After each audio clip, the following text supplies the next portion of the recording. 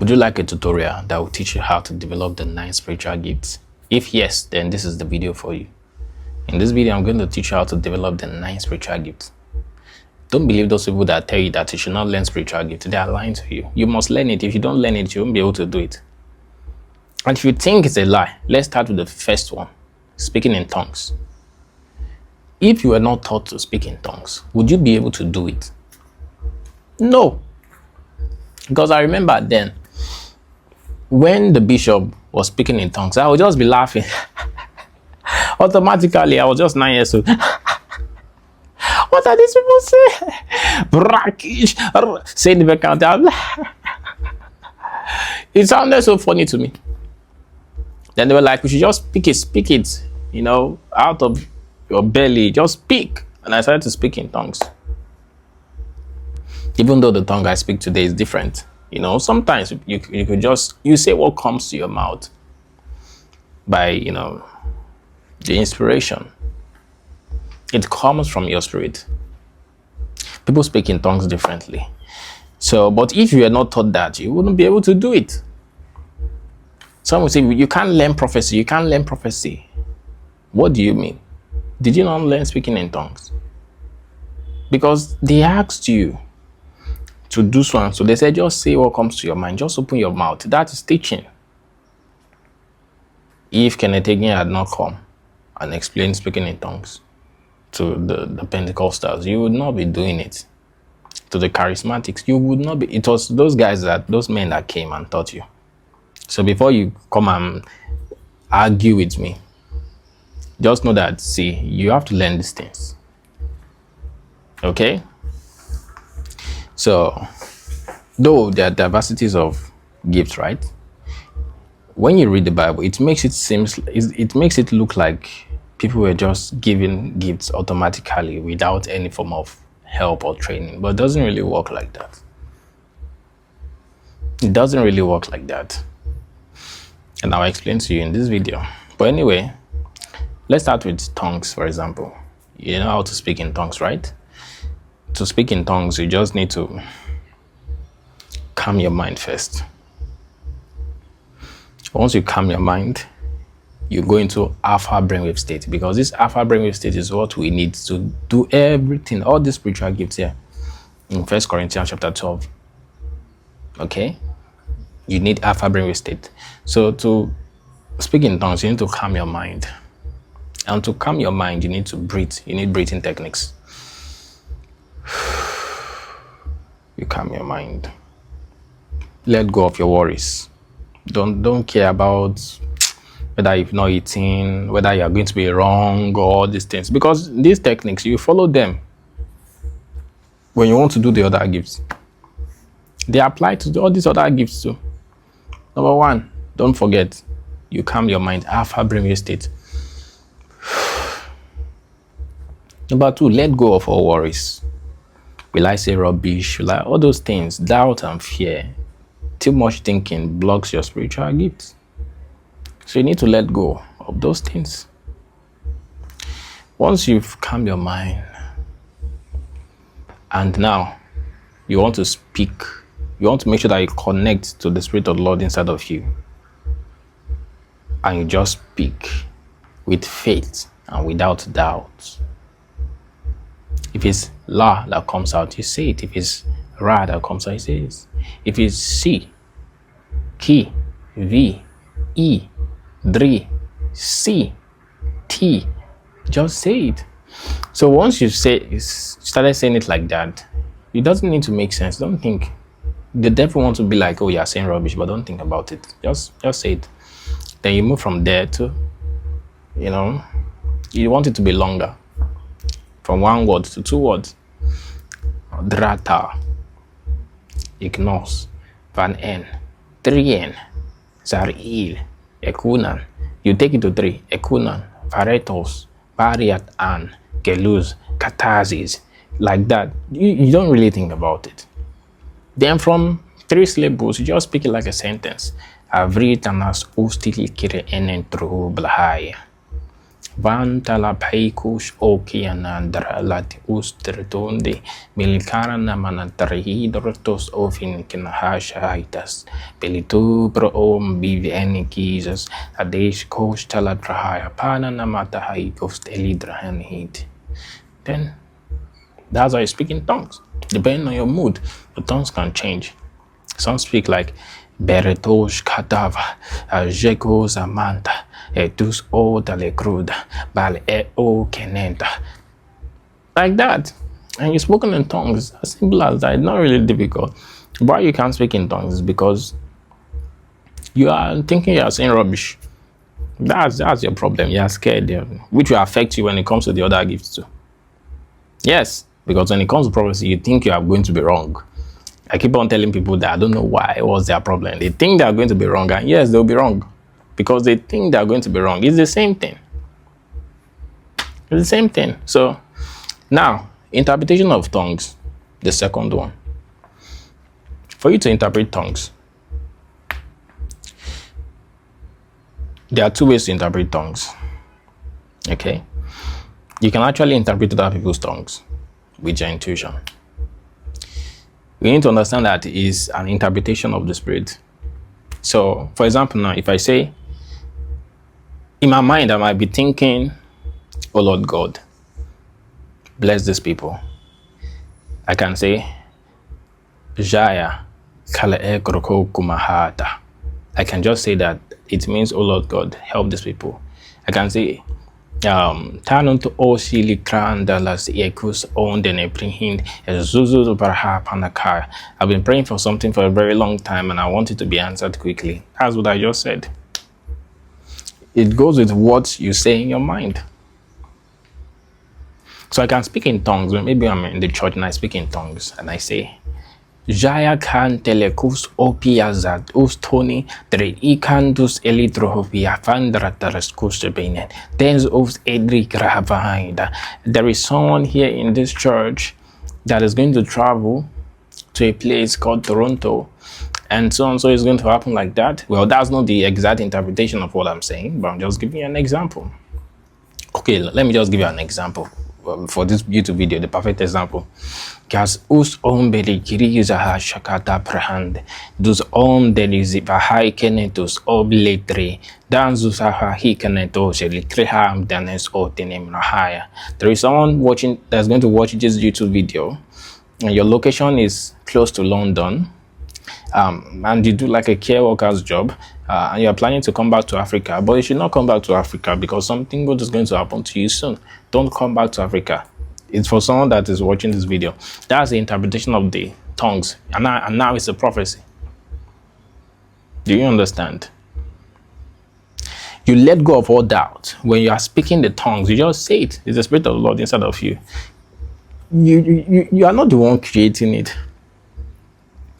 Gan oplet ushantanata zale grus ovletinda nas kush otenem trinkunka pale atiritos enentro de ligra. There's a pastor watching this video that watched this video. You're in Texas and you've been praying that you want to learn how to prophesy.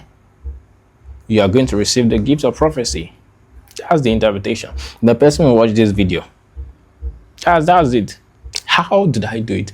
I'm not thinking whether I'll be wrong. There's that confidence. I just believe. I have faith.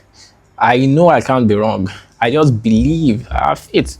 And I say it. I know the interpretation. I'm listening to know the meaning. My mind is one. And that's it. And you get, the interpretation. That's number 2. I've explained it to you now. All right. So we have discerning of spirits. Discerning of spirits is not suspicion. Most people think it's suspicion. It's not suspicion. Discerning of spirit is when you see a spirit, or you just know that this is a spirit, or that is an evil spirit. How do you know it? It's through a prophetic code of sensation. You feel it in your aura. So if you are praying for somebody and you feel negative vibes, or you feel somehow, that's discernment of spirit. You feel like there's an evil spirit here. Discernment of spirit. It works with your aura.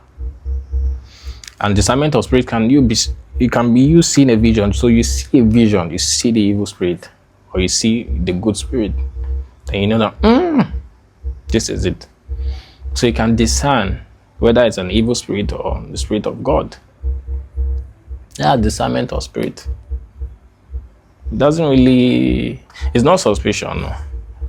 Because if you are suspecting, then you are using your flesh. You could be right. The feeling is what suspect, right? You could be right, but you could be wrong too. The intuition is never wrong, but if it's feeling, you could be wrong. Okay, so if you are just suspecting people randomly because they don't have the same beliefs as you, or because you don't like them, you call that discernment of spirit. No, that's not discernment of spirit. Though some things are obvious, some things are clear. But yeah, discernment of spirit focus mainly on spirit. So if you can see a vision, okay, you can see a vision, you'll be able to do discernment of spirit. So how can you see a vision? All you need to do is focus on your spiritual eye, okay? Focus on your spiritual eye and desire to see the astral environment of where you are. If there is a spirit there, you will see that, you will catch the spirit, you will see the spirit in your daughter. You will see the spirit, you will see that, this is what is happening. That's how you can know that, there is a spirit affecting your life. The spirit is making you to lie over and over. A lady messaged me on Instagram. She just lied for no reason. She don't know why. Another lady messaged me. She said she just sleeping with people's husband. She just sleeping with random people that she don't know, and she's tired of it. She can't even help herself anymore. Those are evil spirits. Okay? So, but if you unlock your vision, you can see, then you can help people. Now, there's another one, word of wisdom. Word of wisdom through the spirit. Word of wisdom is for practical use. Many pastors don't have words of wisdom. They only do prophecy. But me, I have word of wisdom. What's an example of word of wisdom? Someone comes to you and he says, my farm,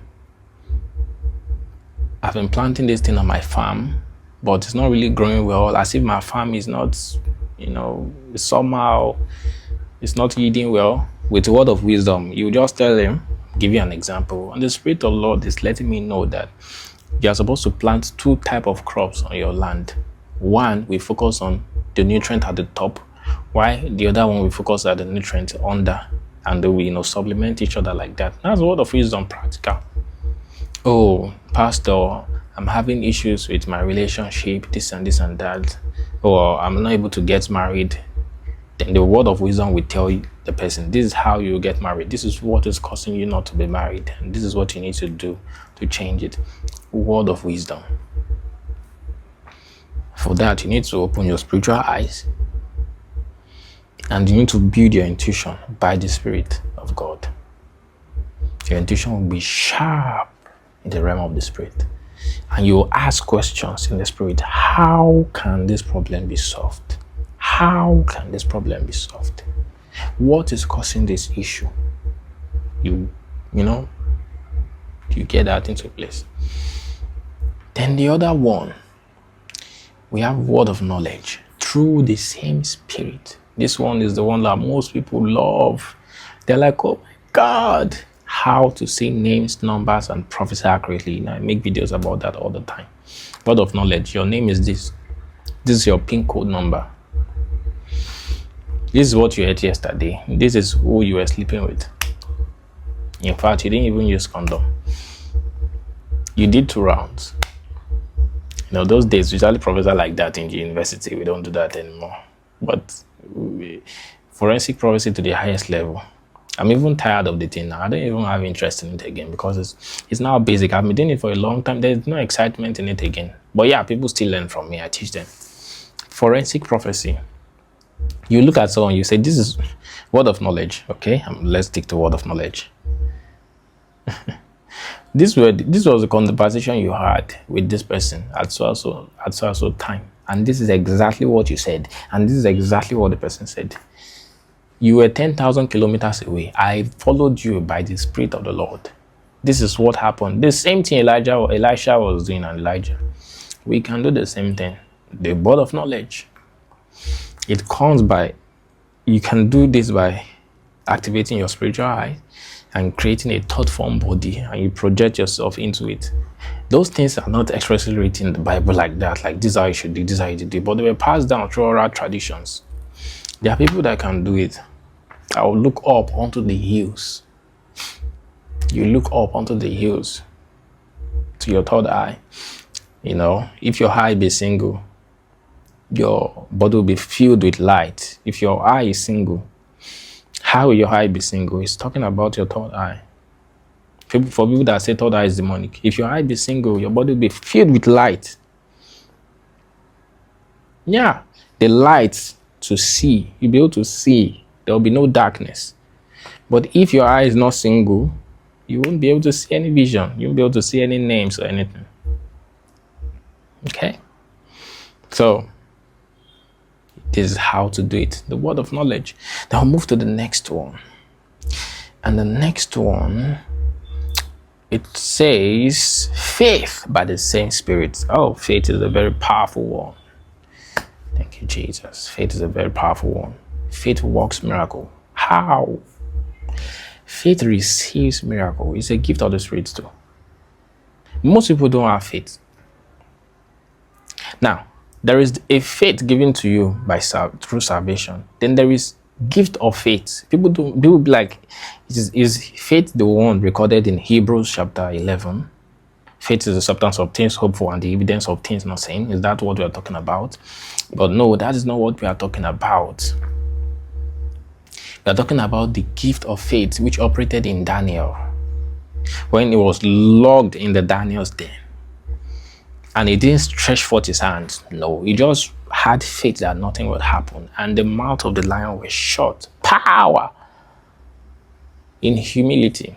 Not the demonstration of power. No, demonstration of power was Elijah, Elisha. And this one just had faith. That's all. Faith. And God shut the mouth of the lions. But about Shadrach, Meshach, and Abednego.